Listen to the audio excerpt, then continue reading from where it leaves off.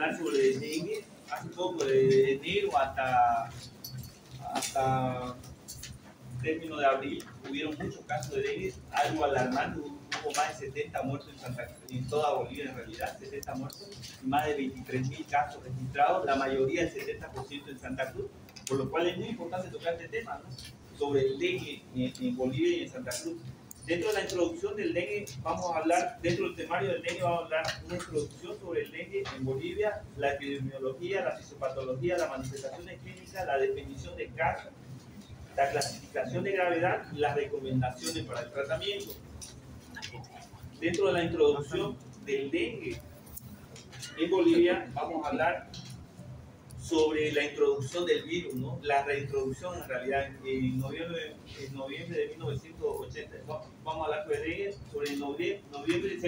¿Se lee por allá? ¿No? ¿Sí o no?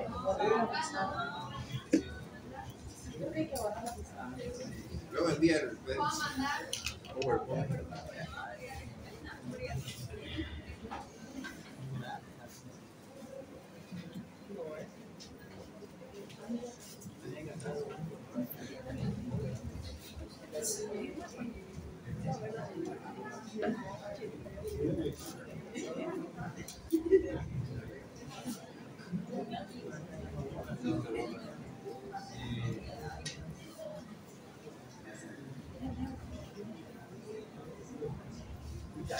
Gracias. ¿Se lee ya mejor? Ya, entonces, vamos a hablar sobre la introducción del dengue. ¿Cómo fue la introducción del dengue en Bolivia? Principalmente en 1987 y 1998 se registró la llegada del serotipo 1 del dengue. En 1996 se registró los 3 primeros casos del dengue tipo 2. Y durante el año 2002 se reportó el primer caso de su variante hemorrágica, y en el año 2003 se reportó el registro del dengue del serotipo 3. Ya para el año 2012 en Pando se registró el primer caso del serotipo 4. ¿Cómo fue subsecuente? ¿No? Primero 1, 2, 3, 4 en orden, pero ahora estamos en la certeza dentro de Bolivia que ya circuló los 4 serotipos del dengue, algo como para introducción. El virus del dengue tiene 4 serotipos, de los cuales los 4 ya pasaron por Bolivia, y actualmente estaba en circulación el serotipo 2. Dentro de la epidemiología, ¿qué vamos a hablar de la epidemiología, no?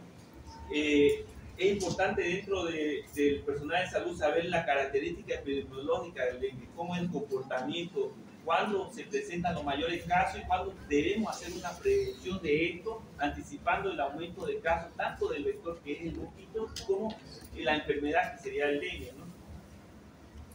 Y para hablar del dengue tenemos que hablar dentro de la epidemiología cómo es la distribución del mosquito, del vector principal, que es la Aedes aegypti. Ustedes pueden ver dentro de esta imagen cómo tiene una zona que es una zona de distribución del dengue en todo el mundo, ¿no? Dentro de África, Europa, Asia, Oceanía y América, ¿no? Principalmente Latinoamérica, América Central y Norteamérica.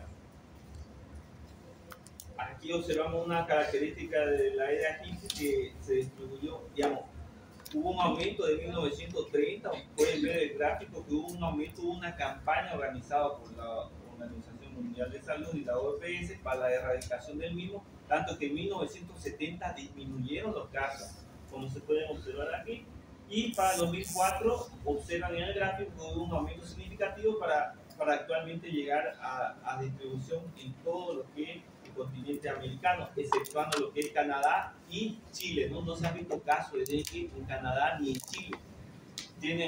Tiene varias hipótesis. Se han visto sí mosquitos Aedes aegypti en Chile, pero notificación de la enfermedad propia de la región, de transmisión de la región, no se ha visto tanto en Canadá ni en Chile, algo característico paradójico dentro del continente americano. Ahora vamos a hablar sobre, dentro de la epidemiología, hay un crecimiento. Vamos a hablar de algo característico. El Aedes aegypti es un mosquito urbano, vive en la ciudad. Está adaptado a la vida doméstica. Y principalmente, ¿en qué lugares va a crecer este mosquito? Cuando tenemos una ciudad con crecimiento poblacional no planificado ni controlado, cuando tiene pobre sistema de abastecimiento de agua o mal almacenamiento del mismo, cuando tenemos un deficiente servicio de eliminación de desechos líquidos sólidos, cuando tenemos un cinturón de pobreza en las grandes ciudades, migraciones masivas, cambio climático repentino, y eso me suena a Santa Cruz. Entonces, nosotros tenemos esa característica, por eso tenemos un aumento significativo. La OMS mandó una alerta hoy día, ustedes tienen muchos casos de dengue, entonces tienen que hacer algo. Entonces, debemos planificar ahora para evitar que en el año subsecuente aumenten mucho más los casos. Entonces, vamos a hablar más adelante sobre la prevención. Dentro de la epidemiología vamos a hablar sobre el mosquito Aedes aegypti, que hay un ciclo urbano, como ya mencionamos, el principal vector del Aedes aegypti, un mosquito urbano, y este es el ciclo urbano. Mosquito, humano, humano, mosquito. Pero también hay un ciclo que se llama ciclo silvestre, que va del mono al mosquito y del mosquito al mono, ¿no? Principalmente por el mosquito Aedes albopictus. Y en América existen varias enfermedades de transmisión vectoriales, principalmente dengue, chikungunya, zika, fiebre amarilla, malaria, enfermedades de Chagas, leishmanía simultánea, visceral y leucocitosis, todo eso es presente en Bolivia. Pero tenemos que tomar en cuenta el dengue como una de las principales enfermedades que fue acometida dentro de los primeros meses de este año, y además fiebre amarilla, algo que vamos a avanzar más adelante, que tenemos actualmente 3 pacientes, ¿no?, que ya tuvieron fiebre amarilla, todo vital, todo bien, entonces tiene una alta mortalidad.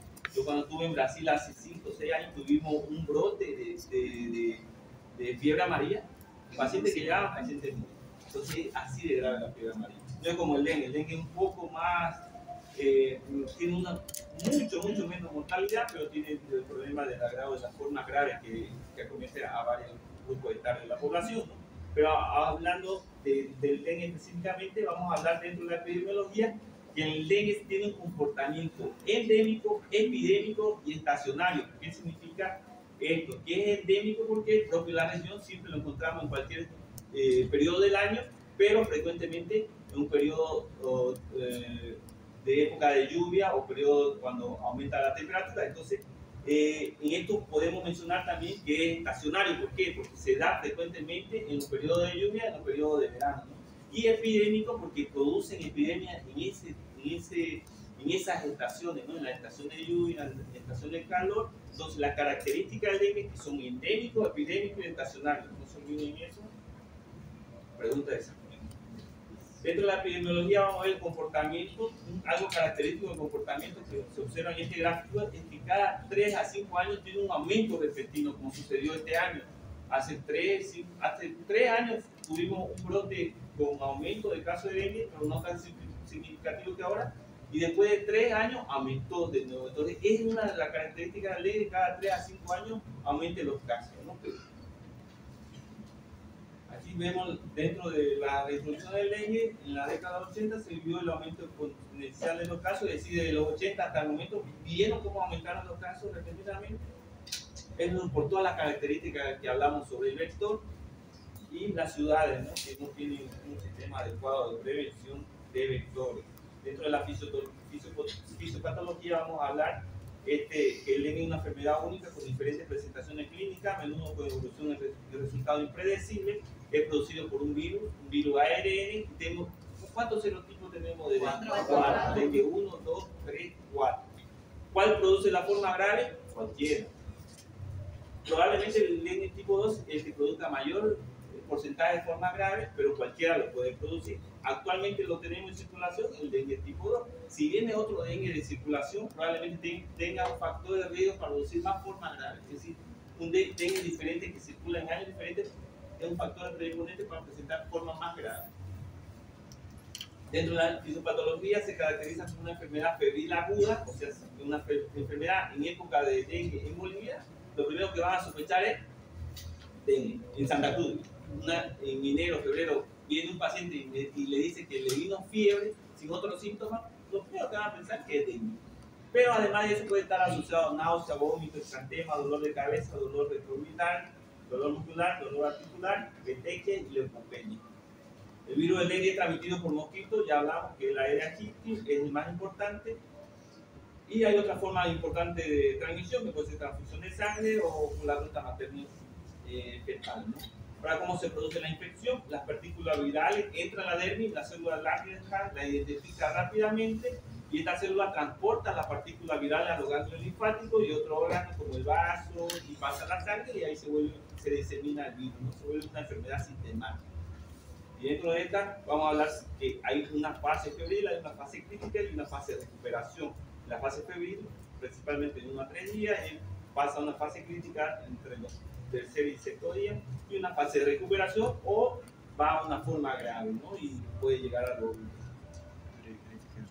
Y dentro de esto vamos a ver la característica del virus, que va a producir un aumento de la viremia, consigue un aumento de la respuesta inflamatoria del huésped, y dentro de sus características fisiopatológicas va a haber fuga capilar, va a haber una extravasación de líquido. Más adelante vamos a hablar cuál es la característica de la fisiopatología, por qué se produce la forma grave. Algo interesante, vamos a ver este estudio, un estudio técnico que se hizo en el 2010, patrocinado por la OMS y la OPS, en la que se realizó en 7 de 2 continentes. El estudio incluyó casi 2.000 pacientes y dieron resultados. ¿Qué resultados dio? Como se ve en este gráfico, se observó que el estudio reveló que la mayoría de los pacientes tenían extravasación de flama, y es que es la forma más frecuente de la gravedad del dengue. Entonces, una de las características importantes del dengue es la extravasación de plasma. Pero también, ¿qué reveló este estudio? Que la segunda causa del sangrado, y aunque la segunda causa del dengue grave va a ser el sangrado, principalmente digestivo y respiratorio, y que fueron los que llevaron a peor pronóstico. Y la tercera causa es la afectación de órganos. A base de este estudio nació la clasificación del dengue, que vamos a hablar más adelante, y a base de esa clasificación se hizo el modelo de tratamiento. A base de este estudio se vio cómo se logró clasificar mejor al paciente con dengue y cómo se llegó a tratar mejor al paciente con dengue, disminuyendo la letalidad, pese a lo que le demostré anteriormente, que hubo un aumento exponencial desde 1980 hasta ahora del dengue. Con este estudio se hizo una buena clasificación, un buen tratamiento, tanto que se logró disminuir la letalidad del dengue en las regiones más afectadas, principalmente en Latinoamérica. Entonces, esto vamos a hablar sobre la fisiopatología. ¿Qué pasa? ¿Por qué se presenta la extravasación de sangre en la forma grave? Se cree que dentro de la hipótesis que el monocito que es activado por el virus va a liberar factor de necrosis tumoral, esto en la sangre, y otra citocina, y esto va a afectar a la célula sanguínea, y particularmente activa la célula endotelial en sí. ¿Y qué va a producir esto? Va a producir una apoptosis, destruye la célula endotelial, por consiguiente va a producir, como se ve en el gráfico, la extravasación del plasma, lo que es la característica principal del dengue. El paciente va a hipotensar, le va a faltar líquido, y aparte de eso va a producir sangrado. Si se daña los capilares, va a producir sangrado, y consecuentemente también puede producir disminución de la plaqueta, que es una característica principal, pero no es una de las fisiopatologías de la plaquetopenia. Se cree que hay un aumento más adelante vamos a hablar sobre lo que es la plaquetopenia, y ahora vamos a hablar sobre la forma grave del dengue. El dengue en su forma grave puede causar cualquiera de estos: shock, distrés respiratorio, gran hemorragia, afectación de órganos como insuficiencia renal crónica, insuficiencia hepática, insuficiencia renal aguda, insuficiencia hepática aguda, o puede producir una miocarditis, puede producir un daño directo al cerebro y otro órgano, ¿no? Recientemente tuvimos casos de presentación de todas las formas. Me llegó un paciente con distrés respiratorio, insuficiencia renal y fallo hepático. Lamentablemente el paciente llegó al óbito por la característica de la forma grave de que presenta el dengue, que de manera a veces súbita, ¿no? Ahora, la plaqueta en el dengue es lo que les quería hablar, ¿no? La disminución de la plaqueta es una característica del dengue, aunque su ausencia no niega la enfermedad. Es decir, si usted ve a un paciente que todavía no tiene la plaqueta baja, no lo pueden descartar, ¿no? Pero hay una característica importante, que siempre un paciente con dengue vamos a ver una plaquetopenia, ¿no? ¿Y a qué se debe eso? Que haya anticuerpos contra esta proteína estructural, que es el NS1, y se cree que hay una respuesta cruzada y que va a ir directo a la plaqueta y va a inhibir su agregación, por lo cual hay una disminución de la misma. Entonces se cree que hay una reacción cruzada de un anticuerpo que va a ir contra el NS1, no va contra él, va directamente a la plaqueta, por lo cual produce la enfermedad. Ahora, algo que es como como una respuesta. Digamos. Cuando usted tenga un paciente con dengue y vea un aumento de la plaqueta, significa que el paciente está ya llegando al periodo de recuperación. Manifestaciones clínicas. ¿Qué vamos a ver en las manifestaciones clínicas del dengue? Principalmente, como hablamos, en una enfermedad febril, vamos a ver fiebre, ¿no? Además de eso, vamos a ver enrojecimiento de la cara, eritema, dolor corporal generalizado, dolor muscular, dolor articular, cefalea, dolor retroorbital. Y también puede tener otras manifestaciones comunes que incluye hemorrágica, historia como petechia, epictasis, sangrado de hematuria, sangrado en un sitio de venopunción. Y también tiene otras manifestaciones del sistema digestivo, historia como anorexia, náusea, vómito, hepatomegalia.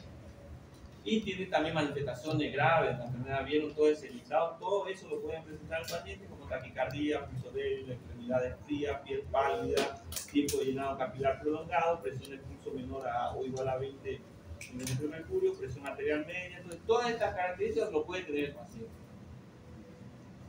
¿Y cómo es la evolución de un paciente con signo de alarma? Entonces, esto es una característica, digamos, tener un paciente con fiebre, con características de dengue, tiene signo de alarma. Entonces, ¿qué vamos a hacer en un paciente con signo de alarma? Vamos a iniciar líquido intravenoso.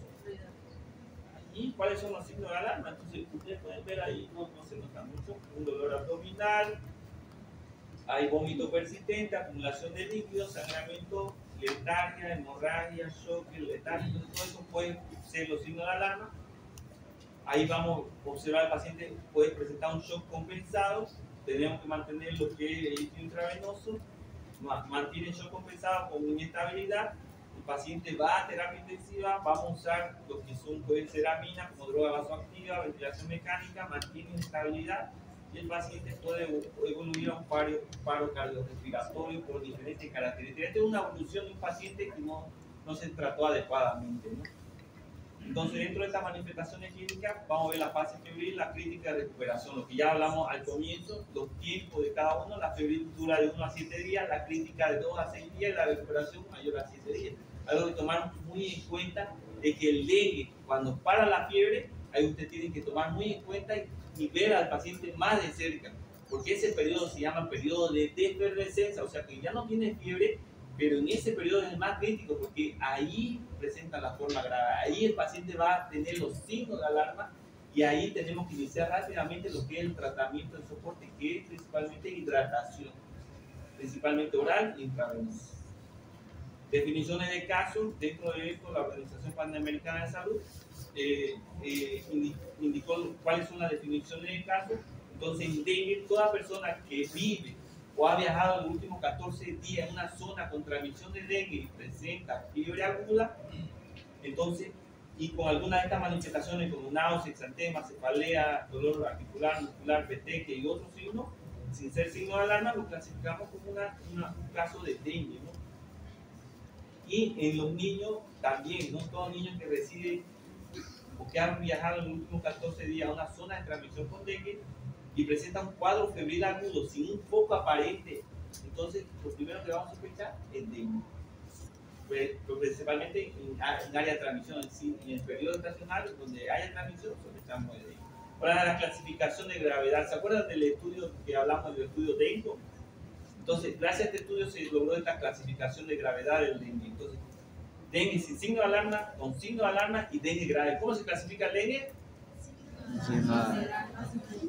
Entonces, se clasifica así, sin signo de alarma, con signo de alarma y dengue grave. O sea, un dengue sin signo de alarma, como hemos explicado previamente, se clasifica como toda persona que vive y ha viajado en los últimos 14 días a zona de transmisión de dengue, presenta fiebre durante 2 a 7 días de evolución y dos de los más siguientes síntomas: náusea, exantema, cefalea, dolor muscular, articular, petechia y leucopenia, lo clasificamos como dengue sin signo de alarma. Pero todo paciente ¿cómo lo clasificamos ahora con signo de alarma? Son todos pacientes que tienen otros criterios, pero presentan signo de alarma. ¿Cuáles serían los signos de alarma? Esto tienen que saberlo de memoria: dolor abdominal intenso o dolor a la palpación de abdomen, vómito persistente, acumulación de líquidos, sangrado de mucosa, letargo, irritabilidad, hipotensión postural, lipotimia, hepatomegalia y aumento progresivo de hematocrito. Uno de estos lo clasifica como dengue con signo de alarma. Solo un criterio de esto. Usted ya lo clasifica como dengue con signo de alarma.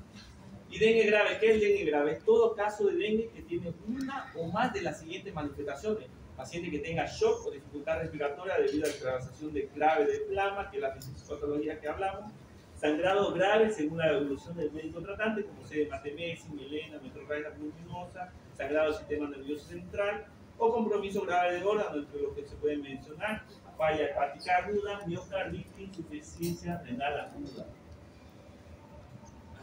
Aquí observamos los números de casos y letalidad por es lo que hablamos, ¿no? Del estudio DENCO desde que se logró del 2000 a 2020, cómo se vio un aumento progresivo de los casos de dengue, y gracias al estudio DENCO y la nueva clasificación de dengue que ya lo mencionamos y el nuevo esquema de tratamiento, se redujo, pese al aumento de dengue, se redujo la letalidad. ¿Por qué? Porque se logró clasificar bien al paciente, y después de clasificar bien al paciente, hacemos un buen tratamiento. Y ahora, ¿cuáles son las recomendaciones para el tratamiento? Ahora, aquí tienen que estar muy alerta, porque ¿cuáles son las recomendaciones? Dentro del estudio DENCO salió un esquema de tratamiento, una clasificación, lo clasificamos en grupos, o sea, clasificamos al dengue en su enfermedad, pero también hacemos una clasificación para su tratamiento. Entonces se divide en grupo A, B1, B2 y grupo C. Ahora, el tratamiento de un paciente con sospecha de dengue se realiza de acuerdo a la condición de gravedad. Entonces, ¿cuándo clasificamos al paciente con grupo A? Son aquellos pacientes que pueden ser tratados en el hogar, es decir, de manera ambulatoria. ¿Y cuáles son esos pacientes del grupo A?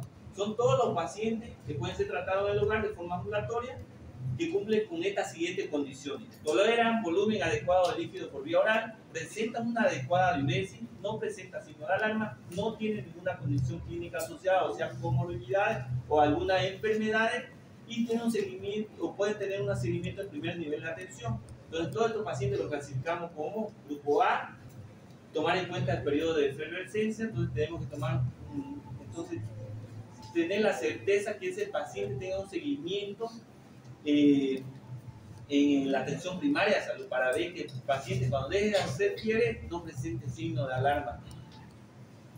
Podemos seguirlo con hemograma, no es importante, no lo recomienda, pero si no lo tiene, no es necesario, entonces se puede obviar, pero si tenemos un hemograma para ver hematocrito plaqueta, sería lo más recomendable, ¿no?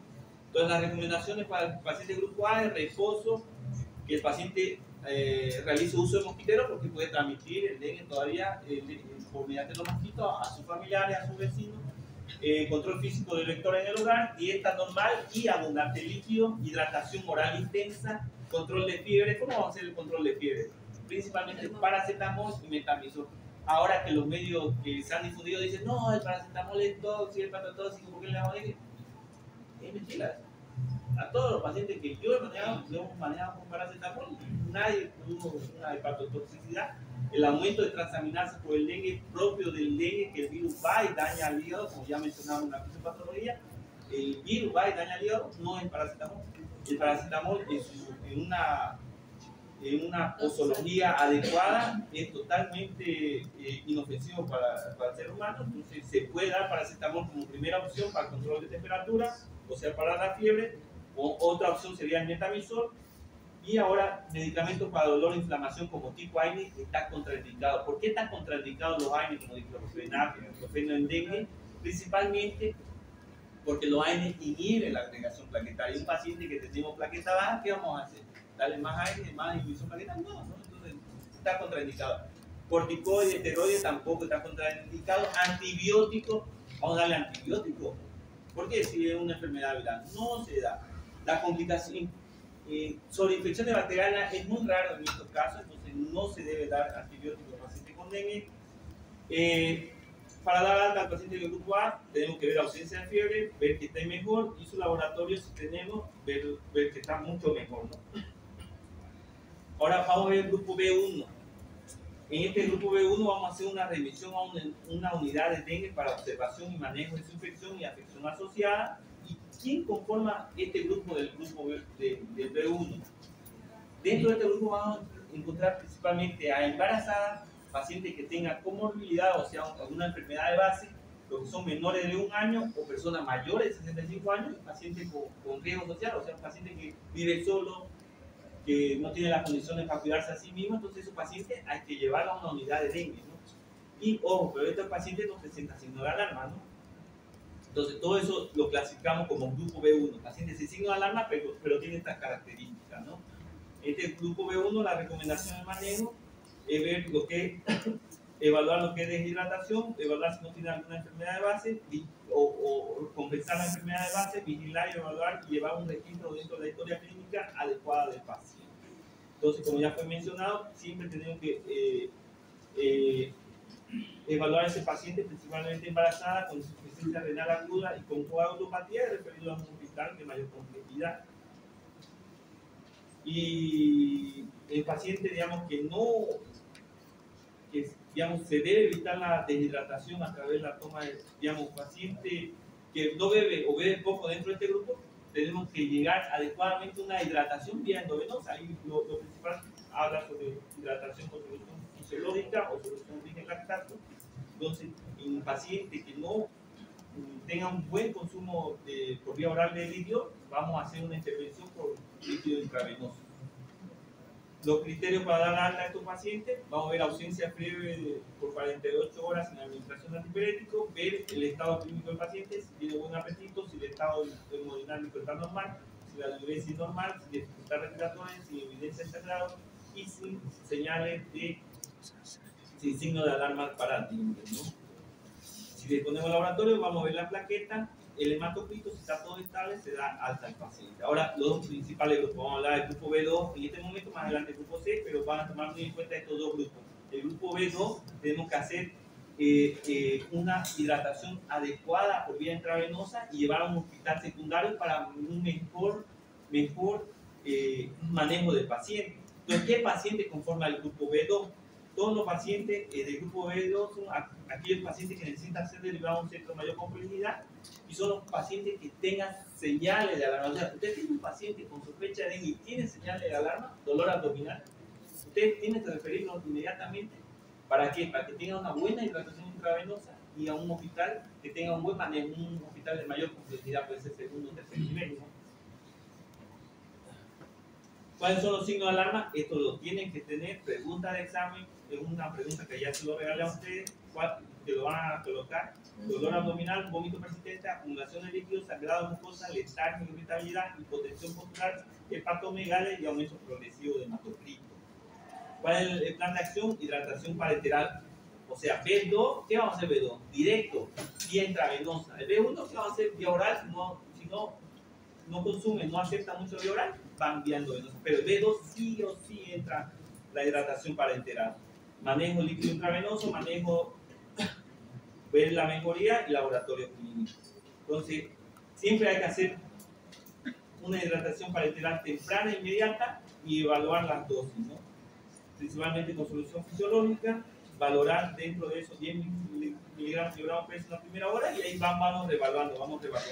Entonces, en este esquema, vemos, hidratamos, evaluamos, ¿no? Si va mejorando, vamos disminuyendo el líquido. Dentro de un periodo de tiempo, va mejorando, vamos disminuyendo el líquido. Es una forma de seguimiento de estos pacientes. O sea, la fórmula te lo dice, digamos, hay recomendaciones, pero es más paciente por paciente. Uno tiene que valorar pacientes. Hay pacientes que vienen más de 65 años, no soportan mucho líquido, entonces hay que darle de a poco a poco. Pero hay personas más jóvenes que se hacen tal y introducimos más líquido.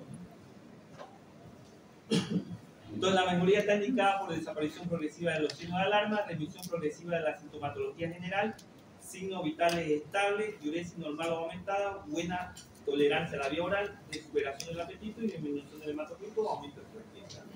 Entonces, vamos a ver dentro del paciente el hemograma, glucosa y ver algunos laboratorios, como puede ser del órgano afectado, como ser transaminasa, función cardíaca, función renal. ¿Y cuándo dar la alta a estos pacientes grupo B2? Tienen criterios, ¿no? Vamos a ver los criterios: ausencia de fiebre, manejo de estado clínico, buen apetito, estado hemodinámico normal, diuresis normal, que el paciente no tenga dificultad respiratoria, que el paciente no tenga evidencia de sangrado y ver que no tenga ya señales de signo de alarma. Dentro de los laboratorios también vamos a ver que no tenga infección asociada, hematocrito estable, plaqueta en ascenso, entonces ese paciente se da de alta. Ahora, este grupo es importante, el grupo C, son aquellos pacientes que requieren tratamiento de urgencia y tienen que ser trasladados de emergencia a un hospital de mayor complejidad, principalmente a una unidad de terapia intensiva. Entonces, estos pacientes son los que tienen dengue grave. Grupo C, dengue grave. Entonces, paciente que tenga shock, dificultad respiratoria, sangrado grave, compromiso grave de órganos, directo a terapia intensiva, hospital de tercer nivel o cuarto nivel. Entonces, ¿cuáles son los planes de acción de estos pacientes? Entonces, tenemos que tomar rápidamente acción, indicar cristaloides, buena reanimación polémica, evaluación periódica cada 15 minutos, cada 20 minutos. Está contraindicado los corticoides, no tiene evidencia de mejoría, anotar todo en la historia clínica, ver los manejos intravenosos, si es adecuado o si falta o si se mejora, ¿no? Entonces, todo paciente con choque se debe evaluar inmediatamente canalizando 2 vías periféricas, iniciar rápidamente hidratación intravenosa, manejar el ABC, la oxigenoterapia y garantizar un monitoreo de signos cada 5 a 10 minutos. Se recomienda usar cristaloides por sobrecolores, o sea, solución fisiológica preferentemente para estos tipos de pacientes, tiene mejor respuesta, mejores datos, mejores beneficios en estos pacientes, ver los signos vitales, el estado hemodinámico y la diuresis, valorar periódicamente el estado del paciente, cómo está su presión, su frecuencia cardíaca, está haciendo fiebre. Entonces, todo esto tenemos que tomar muy en cuenta, ¿no? La evaluación debe ser periódica, todo se debe registrar en historia clínica. Entonces, cuando sea interno, una etapa que todos pasamos y ustedes van a pasar, todo se registra en la historia clínica. Todo lo que ves se anota. La inmunoglobulina esteroide no se vio beneficio, entonces no se recomienda. Todo se debe anotar. Entonces, en caso de dengue con shock y que responde satisfactoriamente, vemos cómo se hace la hidratación, preferentemente con una buena hidratación, 10 miligramos por gramo peso con solución fisiológica de 1 a 2 horas y evaluamos. Si tiene una mejoría, vamos disminuyendo el líquido progresivamente.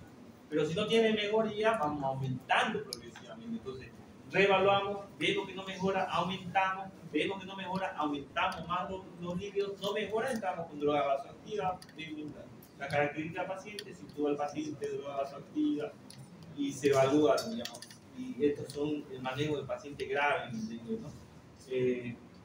Esto habla sobre que, algo importante en dengue, en la forma grave, siempre se debe manejar el coagulograma para ver si vamos a dar crioprecipitado, para ver si vamos a dar otro tipo de transfusiones como se plasma fresco congelado, plaquetas. Entonces solicitamos principalmente en forma grave coagulograma completo y si no, de acuerdo a estos resultados vamos a ver si vamos a dar crioprecipitado, plasma fresco congelado y por supuesto hemograma, ¿no? Para ver las plaquetas si necesita transfusiones de la misma, ¿no? En eso valoramos al paciente si su hemodinámica está estable, inestable, ahí valoramos la administración de oxígeno, líquido intravenoso, droga vasoactiva. Es muy complejo el paciente en terapia intensiva se maneja multidisciplinariamente, ¿no? En cuestión de plaquetas, no se olvide, el paciente con dengue va a tener plaqueta baja. Si el paciente está embarazada, necesita una cesárea, una cirugía de urgencia, necesita tener por encima de 50.000 de plaquetas para ser operado. Si necesita de emergencia una cirugía ocular o una neurocirugía, necesita tener por lo menos más de 100.000 de plaquetas. Entonces, estos pacientes se necesita hacer transfusiones de plaquetas. No a todos se transfunden plaquetas. Ojo, hemos manejado muchos pacientes que han llegado inclusive a 3.000, 4.000 de plaquetas, que no se necesitó, solo se mandó a reposo y paulatinamente pasando el periodo de efervescencia va aumentando la plaqueta y va solucionando. No se necesita eso. En caso de urgencia, sangrado profuso o necesita una cirugía de urgencia, se valora la cantidad de plaquetas para la transfusión de la misma. Las otras complicaciones pueden tener varias complicaciones como policemia, desequilibrio hidroelectrolítico, infecciones. 5% de las infecciones, 5% de las formas graves del dengue presentan infecciones principalmente por bacilo gram negativo. Y para terminar vamos a hablar de vacuna. Dentro de la vacuna hay 2 vacunas importantes que ya fueron aprobadas tanto por la FDA y ahora actualmente por la OMS. Tenemos la Dexvaxia. Esta es una vacuna que es vivo atenuado, tiene 3 dosis, es tetravalente, tiene los 4 serotipos 1, 2, 3, 4.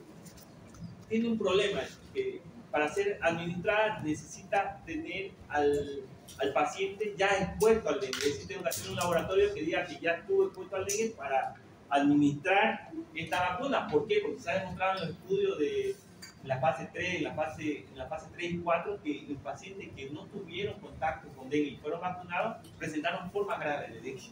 Entonces fue algo paradójico.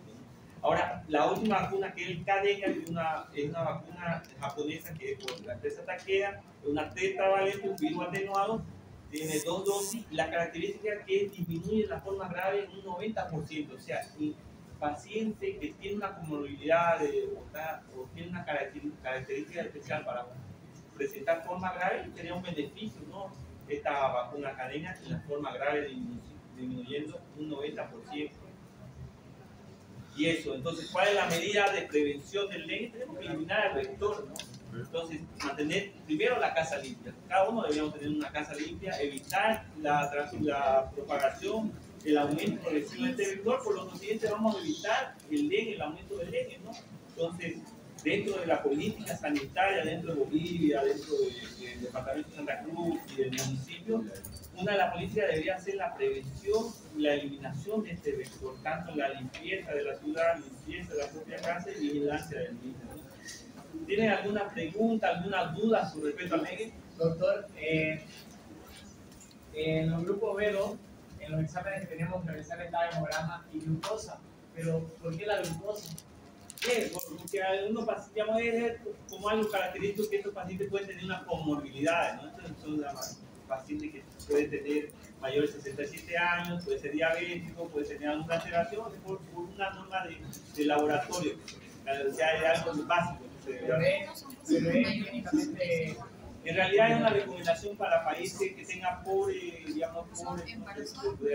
recursos. Digamos. Pacientes con B2 solicitan todo, fagograma, glucosa, hemograma, glucinógeno, todo eso para ver la forma grave. Pero sí, digamos, la glucosa es algo básico que sí o sí tenemos que solicitar. ¿Otra pregunta? ¿Estos tratamientos están aprobados aquí en Bolivia?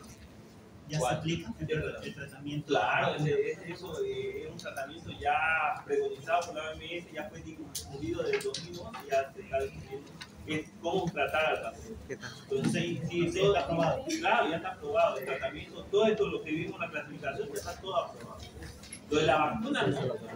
Pero esta vacuna sería en caso de... Lo de la vacuna no ha sido aprobada todavía. En Bolivia no. La vacuna ya fue aprobada por la FDA, por los europeos, inclusive Anvisa, que es el regulatorio de Brasil, ya lo aprobó, entonces se puede usar. Bolivia, digamos, ya debería haberlo aprobado, pero venimos de un problema al otro. Primero salimos del COVID, llegó el dengue, ahora tenemos influenza A, entonces hay un problema de la improvisación del sistema de salud, la improvisación de la política de salud. Entonces, sí o sí deberíamos ya tener esa vacuna para prevenir futuros brotes para el año siguiente. ¿Cuándo lo deberíamos administrar? En septiembre, octubre. Así tenemos unas personas inmunizadas ya para evitar futuros brotes en enero, febrero y marzo de 2024. Pero sí, la vacuna ya debería estar aprobada. No está en Bolivia, pero sí está en otros países vecinos. ¿Y esta vacuna solamente está destinada para el grupo C? No, vacuna para todos los grupos de riesgo y para toda la población. Lamentablemente esta vacuna sí o sí se aprueba de la manera primero privada y después la pública, digamos, por el costo. Sí o sí, pero yo, estando en Santa Cruz, yo vacunaría a toda mi familia, digamos, a mi padre, a mi hijo, a todos. Ya por el riesgo, porque Santa Cruz, imagínense tener 70 muertos por un mosquito, es algo que se llama alerta y algo que se puede prevenir, ¿no? Porque la prevención es matándolo, matando el aire aquí. Y la prevención se imparte en casa, limpiando la casa y teniendo política también pública de salud. ¿Alguna pregunta, duda? Todos quieren salir, ¿no? El viernes.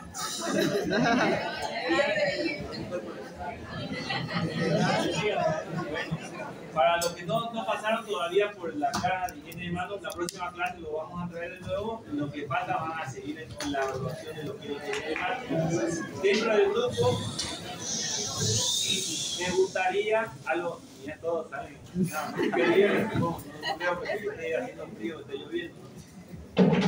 Vamos a organizarnos. Me gustaría que ustedes se organicen en manera práctica, que ustedes sean los que difundan esto, para dividirse en grupos y hacer como una difusión de lo que es la higiene, la importancia de la higiene de manos aquí en su facultad, aquí en su carrera.